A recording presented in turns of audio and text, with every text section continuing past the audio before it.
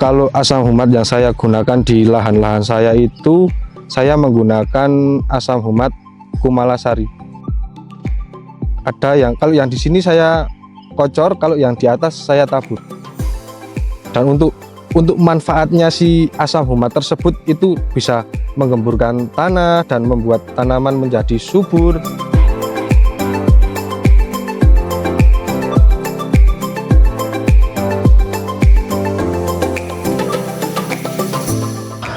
Perkenalkan, nama saya Ari, saya berasal dari desa Ngelapansari, Kecamatan Parakan, Kabupaten Temanggung. Untuk lahan ini berada di desa Ngelapansari. Saya menanam cabai karena di sini cabai lebih lumayan daripada tanaman lainnya. Sudah kisaran 7 tahunan. Untuk luas lahan saya itu kurang lebihnya 2.800 meter persegi. Dan untuk populasinya sekitar 8.000 pohon. Dicangkul manual, itu diborongkan. Yang pertama saya mencangkul dulu, setelah itu ditaburin sekam sama kuhe ayam. Setelah itu dicampur sama tanahnya, dan setelah itu ditaburin TSP sama Ponska subsidi, terus ditutup pakai tanah. Setelah itu ditaburin dolomit. Kalau asam humat yang saya gunakan di lahan-lahan saya itu, saya menggunakan asam humat Kumalasari. Ada yang, kalau yang di sini saya kocor, kalau yang di atas saya tabur. Kalau yang lahan ini itu dari asam humat Kumalasari itu, dosis kocor saya memakai 4 sendok per tangki 16 liter. Dengan cara dikocor. Dan untuk manfaatnya si asam humat tersebut itu bisa menggemburkan tanah dan membuat tanaman menjadi subur. Dan itu saya lakukan di 7 hari sebelum tanam. Dan setelah itu saya kocor lagi di umur 30 HST, itu saya campur dengan pupuk seimbang 16-16. Terus saya kocor lagi di umur 50 HST itu menggunakan pupuk KNO lah. Terus saya campur pakai asam humat itu, dan saya kocor lagi di umur 80 HST. Dan nanti bisa dikocor lagi setelah pasca panen, interval 10 hari. Untuk pendiaman lahan saya lakukan di kisaran 7 harian, 7 hari pendiaman. Setelah itu ditanam. Untuk bibit saya semuanya sendiri semua, karena untuk biaya juga lebih irit. Varietas yang saya tanam, kalau yang ini itu varietas Hotstar. Untuk yang di lahan itu saya pakai varietas Megatron. Saya menggunakan varietas ini sendiri karena tahan terhadap layu, terus untuk serangan virus Gemininya tidak terlalu parah. Padahal ini non tavi. Cara lubang tanamnya saya ini memakai ukuran 40 cm persegi. Terus untuk jarak bedengannya ini sekitar 40-an cm juga dari musa ke musa. Yang lubang yang agak besar ini buat persiapan tanam tembakau besoknya. Jadi sebelum kita tanam tembakau, kita tanamin sayur-sayuran dulu.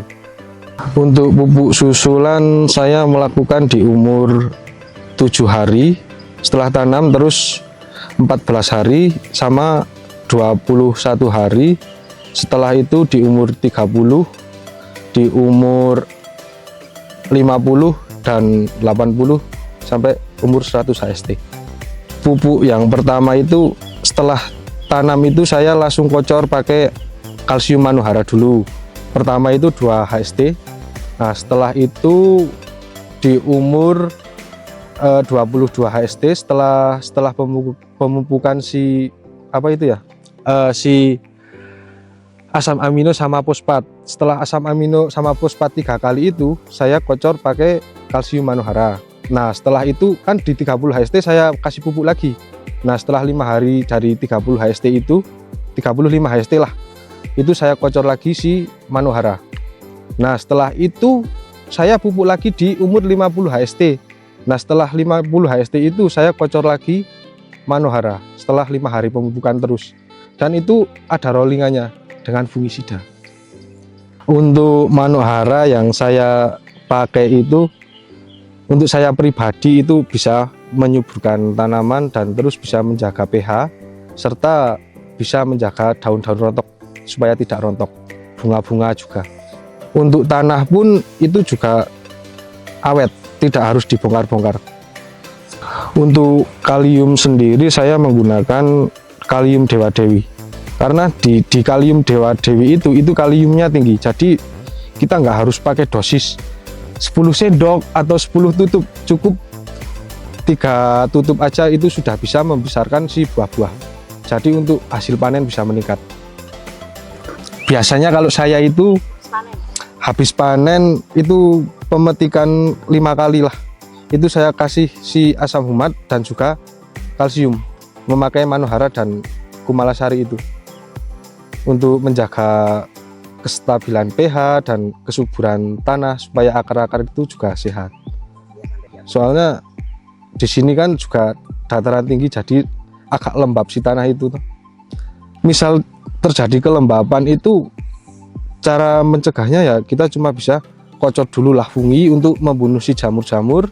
Nah, setelah itu kita kocor si asam humat kumalasari sama si kalsium manuk hara untuk menyehatkan si tanah itu lagi.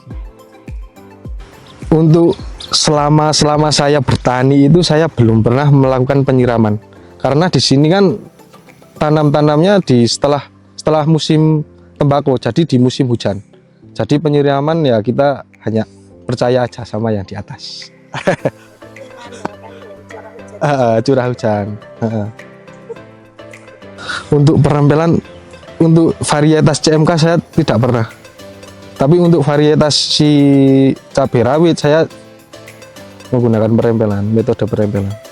Terus caranya dan waktunya kapan? Itu sebelum sebelum mecah pang lah kalau di sini, sebelum bercabang Y.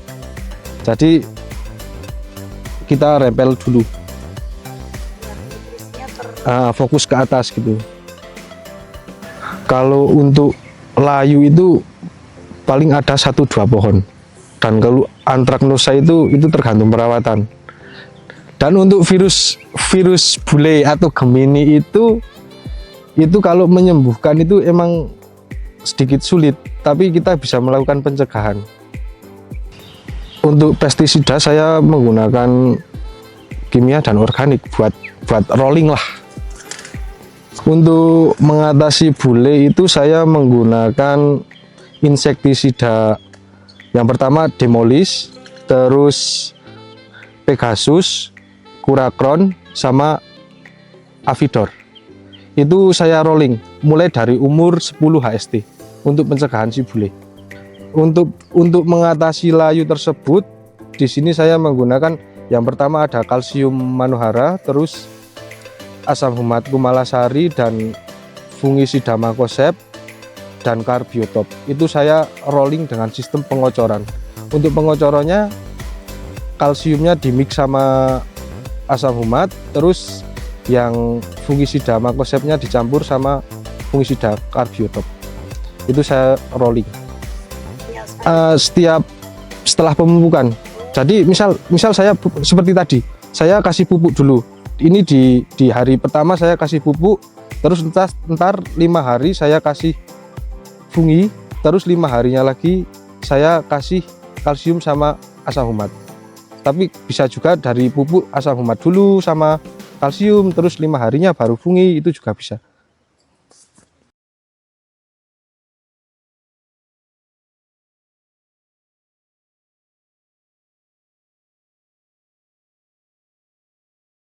Untuk cara ajir ini saya memang memilih dengan metode seperti ini, 2 pohon 1 ajir karena lebih irit. Jarak yang untuk lubang cabai itu jarak 40, untuk lubang yang tumpang sari ini jarak 50. Kan ini buat tanaman tembakau besoknya. Untuk tumpang sari di lahan saya ini, yang pertama kita tanam cabai dulu, terus ntar di tumpang sari. Kalau ini saya tumpang sari pakai seledri, dan besok jika seledrinya sudah habis ya diganti tembakau. Kalau di sini untuk dataran tinggi itu umur cabai bisa dipanen itu sekitar 4 bulan. berarti 120 HST. Itu baru bisa dipanen. Rata-rata itu sekali panen itu kisaran 6 kintalan, Mbak. Dari populasi ini sama yang itu toh, sekarang 6 kintalan. 5 kintal sampai 6 kintal lah. Kalau untuk saat ini itu cabai di harga, untuk CMK itu di harga 20-an kalau nggak salah, Pak. Kalau dari segi hasil panen, dulu saya belum memakai Dewa Dewi itu untuk tonase bobot itu kayak kurang. Tapi untuk sekarang saya pakai kalium Dewa Dewi itu untuk bobotnya alhamdulillah, Mbak. Lebih banyak dan juga buahnya pun juga keras-keras itu. Untuk panenan cabai di dataran tinggi ini, kalau varietas yang sudah saya tanam dan untuk varietas ini itu kisaran 15 pemetikan. Karena kalau di sini itu nggak bisa, kalau 2 kali panen itu pasti sekali panen ya, paling di kisaran 15 kali pemetikan. Karena kalau kita buat si cabai ini 2 kali pemanenan, itu kita juga pusing kalau mau menanam tembakau.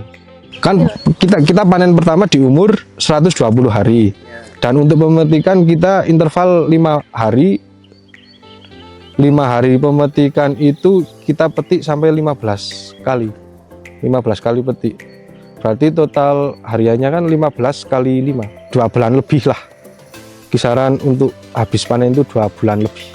Biasanya kalau saya jual cabai ini, saya terkadang ke pengepul, tapi kadang juga ke tengkulak gitu. Jadi ya namanya petani kan juga harus membandingkan harga di mana yang lebih tinggi gitu. Kan lumayan 2000 kali berapa gitu kan. Tapi kalau maksudnya udah berlangganan ya, maupun harganya itu berapa ya, kita tetap jualnya ke situ, entah pengepul atau tengkulak. Untuk modalnya sendiri itu saya per pohonnya 2.000 rupiah, itu dikali sama 8.000 tanaman, itu sekitar 16 juta. Dan untuk panennya itu,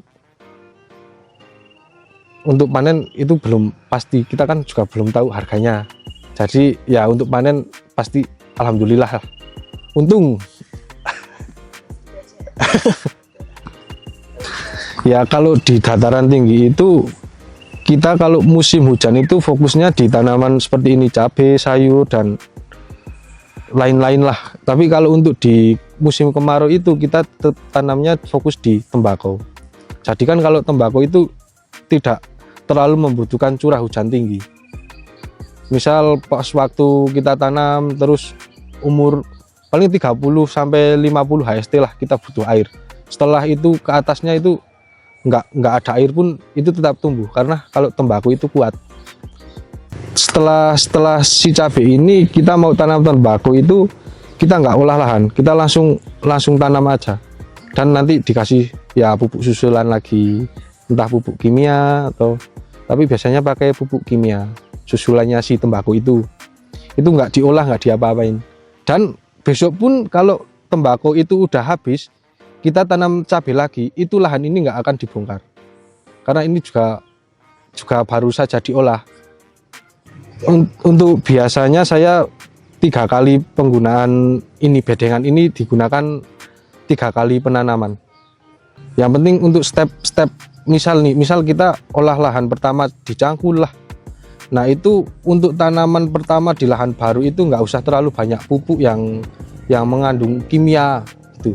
Jadi kan kalau pupuk yang pertama itu kita kasih organik aja gitu kan, tanah juga masih subur ke depannya gitu. Tapi kalau untuk step pertama tanah baru kita gojlok pakai pupuk kimia, itu tanah bisa rusak. Jadi untuk tanaman ke tahun ke depannya itu harus dibongkar. Kalau nggak dibongkar ya, untuk harapan saya di pertanian ini kedepannya semakin banyak petani muda, dan saran saya untuk petani-petani di daerah-daerah sini ataupun di daerah-daerah sana lebih banyak lagi untuk petani mudanya. Dan khususnya untuk di desa saya sendiri, Desa Ngelapan Sari, itu ayolah kita bertani.